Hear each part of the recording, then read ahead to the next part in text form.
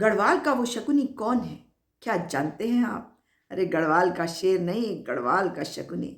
अरे उसके तो कमाल है, और उसके तार कहाँ कहाँ जुड़े हुए हैं। एक अधिकारी बाहर से आया हुआ, उसके साथ मिलकर करा है उसने जो कमाल, उस पर उठाए जाएंगे सवाल। मगर कौन है आखिर ये गढ़वाल का शकुनी, जिसके बारे में सब बात करते हैं मगर उस तक कोई पहुंचता नहीं? उत्तराखंड में प्रचंड बहुमत की भारतीय जनता पार्टी की सरकार है, और आप जानते हैं कि हरिद्वार में जमीन का बहुत बड़ा स्कैम है। और अब तो सवाल उठ रहे हैं कि आप चुनाव क्यों नहीं करवा रहे, क्यों पंचायत के चुनाव से आप भाग रहे हैं? बार बार प्रशासनिक अधिकारी बैठाए जा रहे हैं, और ये तो साफ है कि भ्रष्टाचार का बोलबाला है। अगर 143 करा गया और महंगी ज़मीन खरीदी गई नगर निगम के द्वारा, और इसमें अब डीएम, एसडीएम और नगर आयुक्त सस्पेंड हुए हैं, तो उनकी नौकरी पूरी तरह से जानी चाहिए।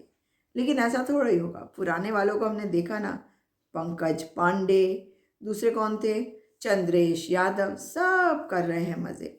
और इन सब के बीच में सवाल ये उठता है कि आईएएस रणवीर सिंह चौहान की रिपोर्ट भले ही आ गई हो, भले ही ये 3 अधिकारी सस्पेंड हो गए हों, 9 अधिकारी और भी सस्पेंड हो गए हों, लेकिन मामला अभी खत्म नहीं हुआ। क्योंकि इन सब के ऊपर जो लोग हैं उन तक आपके हाथ क्यों नहीं पहुंच रहे, कानून के हाथ क्यों नहीं पहुंच रहे? क्योंकि सरकार उनका संरक्षण कर रही है।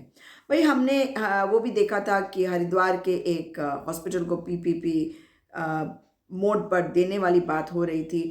तब एक पत्र वायरल जो हुआ पूर्व मुख्यमंत्री और मौजूदा हरिद्वार सांसद त्रिवेंद्र सिंह रावत का, उससे भी साफ हो गया था कि कहीं बहुत बड़ा भ्रष्टाचार हो रहा है हरिद्वार में। हरिद्वार आजकल सारे गलत कारणों के कारण न्यूज़ में है। मगर सवाल ये उठ रहा है कि आखिर इस भ्रष्टाचार में जो व्यक्ति इन सारे आईएएस के ऊपर है, उस तक आपके हाथ क्यों नहीं पहुंच रहे? गढ़वाल का वो शकुनी कौन है जिस तक इस सरकार के हाथ नहीं पहुंचते? इस सरकार के कानून के हाथ उसको बचाने के लिए बने हुए हैं। आखिर कौन है वो गढ़वाल का शकुनी?